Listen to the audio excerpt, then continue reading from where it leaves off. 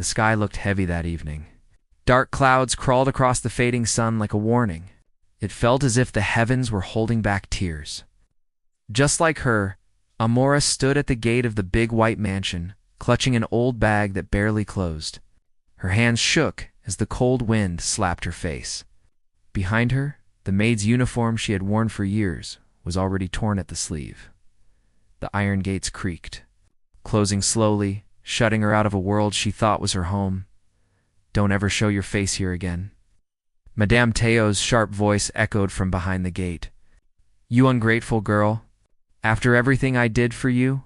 Amora wanted to speak, to defend herself, but no words came out. Her throat felt tight, her chest heavy. The only sound she made was a soft sob that got lost in the wind. She had worked in that mansion for 3 long years, cleaning, cooking, and caring for everyone. She never complained. She never took a day off. But one mistake changed everything. It wasn't her fault. She didn't break the glass vase worth millions.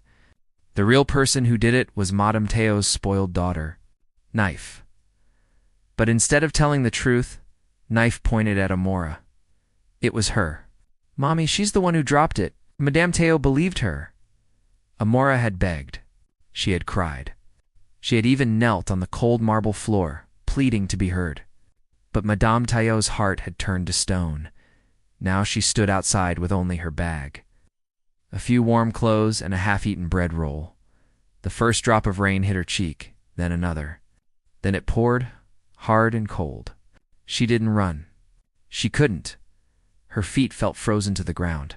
Her mind replayed everything. Her laughter in the kitchen with the other maids. The smell of food when she cooked, the times she smiled even when she was tired. All gone in one night. She took a slow breath and began to walk.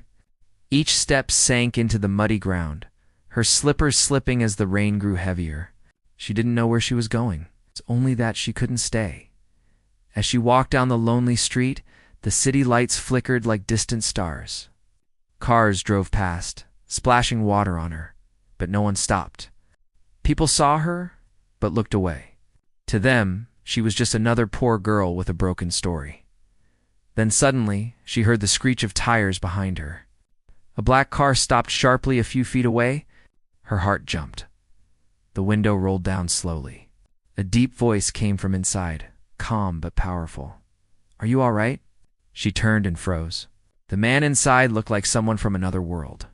He wore a black suit that fit perfectly, and his eyes were dark but kind. His face was serious, yet something about him felt safe. "I'm fine," she whispered, though her voice shook. He looked at her drenched clothes, the mud on her slippers, and the trembling hands that clutched her bag. "You don't look fine," he said softly. "Where are you going?" She lowered her eyes. "I don't know." There was silence for a moment. Only the rain spoke. Then the car door opened. "Get in," he said simply. Amora's eyes widened. "Sir, I can't. You'll catch a cold out here," he said, his tone gentle but firm. "I won't hurt you." She hesitated, fear and confusion battling inside her. She didn't know this man. But something in his voice, steady and sure, felt different from the cruelty she had just faced. Slowly, she stepped into the car. The warm air hit her face, and she almost cried from relief. The man handed her a small towel. "You can dry your face." "Thank you," she whispered, her voice almost gone. He nodded and started the car. They drove in silence, the city lights reflecting in the windows. Amora kept her eyes low, afraid to speak. After a while, he asked, "What's your name?" "Amora." "I'm Adrian," he said. His name sounded powerful, like someone who made decisions that mattered. "Why were you out there alone?" Adrian asked gently. Amora hesitated. "I was working in a house, but they threw me out." Adrian's brows furrowed. "Why?" "I didn't do what they said I did," she whispered, her eyes filling again. But no one believed me. Adrian didn't reply right away. His hands tightened on the steering wheel. Something about her voice, soft, broken, but still proud, stirred something deep in him. After a few minutes, he spoke again. "Do you have anywhere to stay tonight?" She shook her head. He looked straight ahead, his jaw tightening slightly. Then you'll stay somewhere safe tonight. Amora's eyes widened again. No, sir. You've already done too much. I can't, he interrupted calmly. I don't like seeing people suffer when I can help. That's all. They drove into a quiet part of the city. The roads were clean, the buildings tall and glassy. The car stopped in front of a hotel that glowed like gold in the rain. Amora stared at it in disbelief. I can't go in there, she said quickly. They'll know I don't belong. Dreen turned to her. You belong anywhere you decide to stand. His words were firm, almost like a promise. He stepped out, opened the door for her, and walked her inside. The receptionist looked surprised but said nothing when Adrian handed over a card. Get her a room, he said simply. Amora wanted to say thank you, but her lips trembled too much. Before leaving, Adrian turned to her one last time. Rest tonight, he said quietly. Tomorrow, we'll talk. Then he was gone. Amora stood there holding the key in her hand. For the first time in years, someone had looked at her not as a maid, not as a mistake, but as a person. She walked into the room. It was warm and bright. She sank into the bed, feeling both safe and scared. Who was that man? Why did he help her? Her eyelids grew heavy. As she drifted to sleep, a single thought echoed in her mind. Maybe being thrown out wasn't the end after all. Maybe it was the beginning, but somewhere far away in another mansion across the city. Someone was making a phone call, one that would soon turn Amora's new hope into a storm. She never saw coming. Amora woke up to the soft sound of birds outside her window. For a moment, she didn't move. The air smelled clean, and the bed beneath her felt softer than anything she had ever touched. The sun peeked through the curtains, brushing her face with warmth. Then she remembered last night, the rain, the mansion gate closing, and the man in the black car. Her heart skipped. She sat up quickly, her eyes darting around the room. It was still hard to believe that she was in a hotel, in her own room. With real sheets and pillows that didn't smell like soap water, she ran her hand across the blanket. Whispering to herself, is this really happening? A knock came at the door. Amora froze. Her pulse quickened. Slowly, she walked to the door and opened it just a little. A hotel staff member smiled at her. Good morning, ma'am. Mr. Adrian sent breakfast for you. Amora blinked. For me? Yes, ma'am. He placed a tray on the table. Hot tea, bread, eggs, and fruit. Then he bowed slightly and left. Amora stared at the food, confused but touched. No one had ever done something like this for her. Not once. She sat down slowly, her stomach growling. As she ate, she kept wondering, who is this man? Why did he help me? Her mind ran in circles. People didn't just stop for strangers, especially poor girls in soaked clothes. There had to be a reason. But what if he was kind? What if fate was finally showing mercy after years of pain? She didn't know. But one thing felt clear. She needed to thank him. After breakfast, she washed her face, fixed her hair, and put on the only clean dress she had left. It was faded, but neat. When she stepped out of her room, she saw him waiting in the lobby Adrian. He stood tall near the glass doors, his black suit neat, his eyes focused on something far away. The morning light touched his face, making him look calm but distant, like a man who carried a world of secrets behind his silence. When he turned and saw her, his expression softened. Good morning, Amora. She nodded shyly. Good morning, sir. Did you sleep well? Yes, thank you, she said. I don't know how to thank you for everything you did last night. You don't have to, he replied simply. Sometimes helping someone reminds us that we are still human. His words were gentle, but something in his tone sounded heavy. Like he knew what it felt like to be hurt, too. They sat down in a quiet corner of the lobby. So tell me, Adrian said, his voice low and calm. What happened at that house? Amora looked down, twisting her fingers nervously. I worked there for 3 years. I did everything. Cooked, cleaned, took care of their children. They said I broke a vase worth a lot of money. But I didn't. Someone else did. Adrian watched her closely. Their daughter? She nodded, her eyes glistening.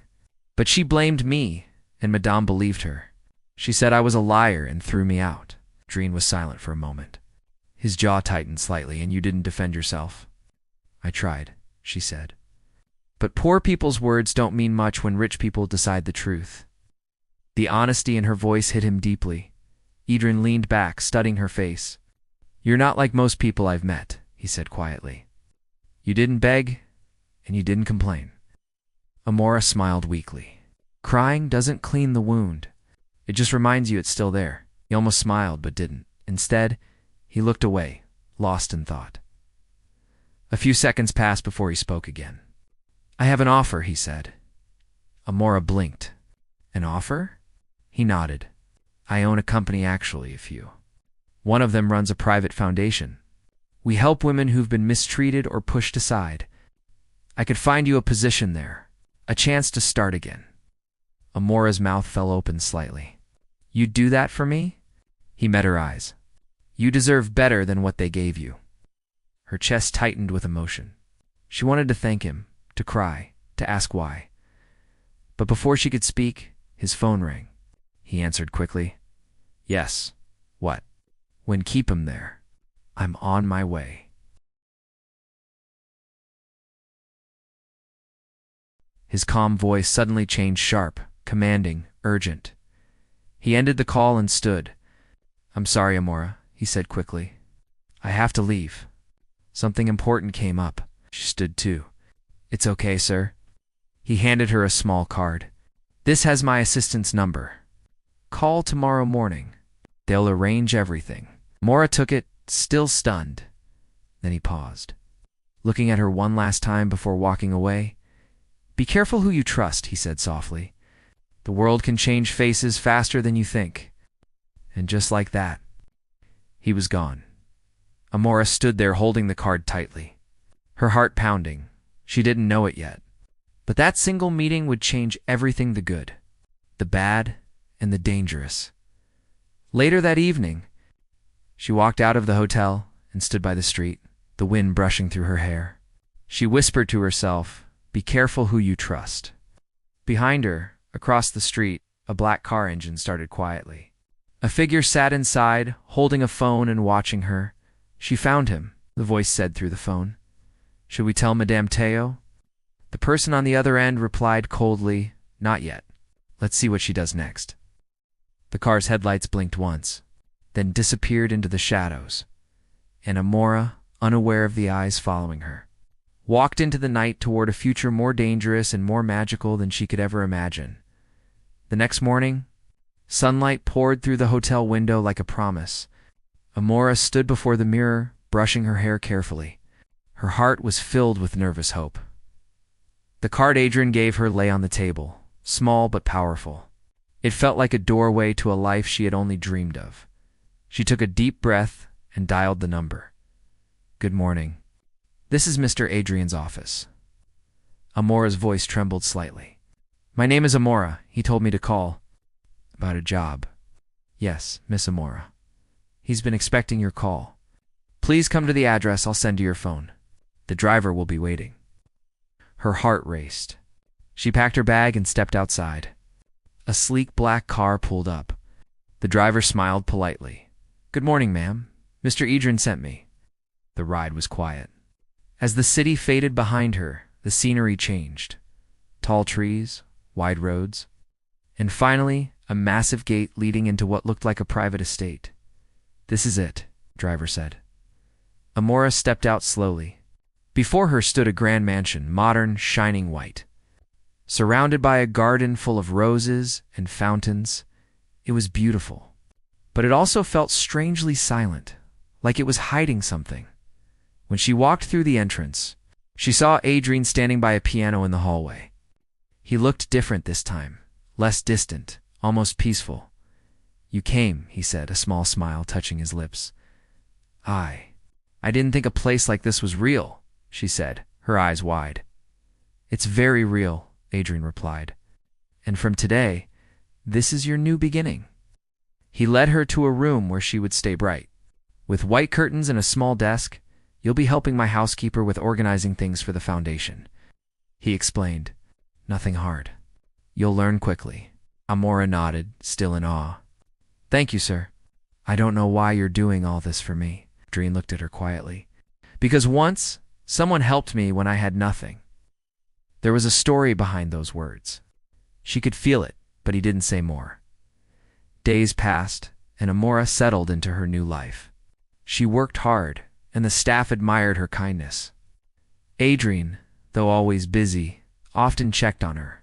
Sometimes they talked briefly in the evenings, and in those moments she saw a softer side of him, a man hiding pain behind success. One evening, as she was cleaning the office, she noticed an old photograph on his desk. It showed a younger Adrienne standing with a woman who looked familiar. Amora squinted, her heart skipping. "Wait," she whispered. "That's Madame Teo." It couldn't be. She looked closer. Yes, it was her old employer, smiling beside a Drien. Her hands began to shake. What was Madame Teo doing in Adrian's photo? At that moment, the door opened. Adrien stepped in. His eyes went straight to the photograph in her hands. "Where did you find that?" His tone was calm, but his eyes hardened slightly. "I'm sorry, sir," Amora stammered. "I was just cleaning. I didn't mean—" He sighed softly and took the photo from her. "It's okay. You deserve to know anyway." Amora's heart pounded. "You know Madame Teo?"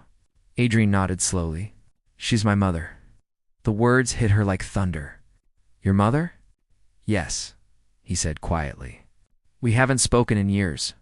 I left her world behind because I didn't like the person she became." Amora stepped back, her mind spinning. "Then you know she's the one who threw me out." Adrian's eyes darkened. "I know." She stared at him in disbelief. "You knew from the start?" "I didn't know it was you," he said quickly. "But when you told me your story, something sounded familiar. I asked one of my people to check. When I found out, I wanted to see if you could forgive someone who had hurt you so deeply." Tears welled in Amora's eyes. "So, this was all a test?" "No," he said, stepping closer. "It was a chance to make things right. My mother has done many wrongs. I couldn't change her, but I could help the people she broke." Amora turned away, her voice trembling.